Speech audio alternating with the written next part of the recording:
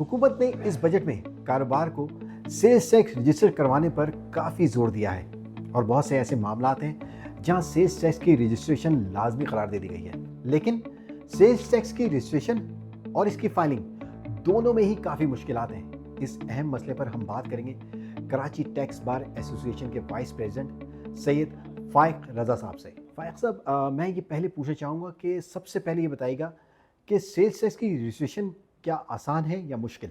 देखिए, sale tax की registration का प्रॉब्लम इस इशू जो है वो हमेशा से कम्बरसम रहा है। शब्बर साहब के ज़माने में वो आसान हो गया था, जल्दी होने लगा था, लेकिन अदरवाइज़ अब फिर वही है। पिछले अगर आप FBR से पूछिए कि पिछले उन्होंने साल भर में कितनी एप्लीकेशंस आई हैं और कितने रजिस्टर किए हैं, तो लार्जली वो ज़्यादा रिजेक्ट कर रहे हैं और बहुत थोड़े से कर रहे हैं रजिस्ट्रेशन। तो इन्होंने इस डर से कि इनपुट एडजस्टमेंट मिलता है चूँकि रजिस्टर्ड पर्सन को, उसके डर से नए रजिस्ट्रेशन इन्होंने करने फ़िलहाल बंद किए हुए हैं। वो डॉक्यूमेंट्स मांग रहे होते हैं सेल टैक्स वाले जो बियॉन्ड रूल्स हैं, जो ओनर है उसका बिजनेस का बायोडाटा मांग रहे होते हैं। अच्छा, ये तो रजिस्ट्रेशन का अमल हो गया। आप सेल्स टैक्स की फाइलिंग बताइए, क्या वो भी मुश्किल है? ये भी एक परसिस्टेंट इशू है। अगर आप देखें, जो लोग कंप्लाइंसेस देख रहे होते हैं वो परेशान रहते हैं सेल टैक्स को रिटर्न को टाइमली भरने में।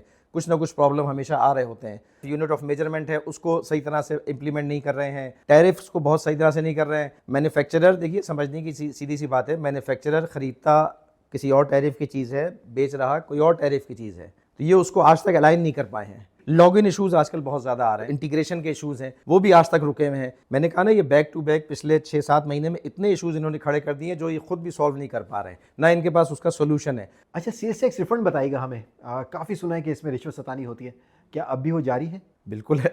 मैं सेल टैक्स रिफंड ऑनेस्टली नहीं करता, ना इनकम टैक्स रिफंड, लेकिन ऑफ कोर्स है। असल में अगेन वही बात है, देखिए आपको इसके बैकग्राउंड में जानना पड़ेगा ना। जो लोग फ्लाइंग इनवॉइसेस इस्तेमाल कर रहे होते हैं उनको पैसा देने में हर्ज नहीं है, क्योंकि वो तो फ्लाइंग इनवॉइस इस्तेमाल कर रहे हैं, वो पैसा देकर करा रहे होते हैं, आपस में मिले हुए होते हैं। देखिए, ये टू वे है, हैंड इन हैंड है दोनों। तो FBR को अपने यहाँ भी देखना होगा कि सही करें लोगों को, और जो लोग हैं उनको क्लियर सज़ा देकर हटाएं उस जगह से। और ऑफ कोर्स हमारे यहाँ भी लोग हैं, हमारे यहाँ मतलब नहीं करना चाहिए ऐसे लोगों को। लेकिन अगेन बात आती है रेगुलेटर पे। इस तरह से अगर कहें तो इस तरह से आप कहते हैं पुलिस भी हट जाए, कोई ज़रूरत नहीं है पुलिस की, लोग खुद ही सही हो जाए, लेकिन लोग खुद सही नहीं होते हैं। रेगुलेटर का काम है चीज़ों को सही रखना। बिजनेसमैन सारी दुनिया में, अगर आप भी सच समझते होंगे, कोई टैक्स देना नहीं चाहता, तो बिजनेसमैन खुद से कैसे 100% सही हो जाए।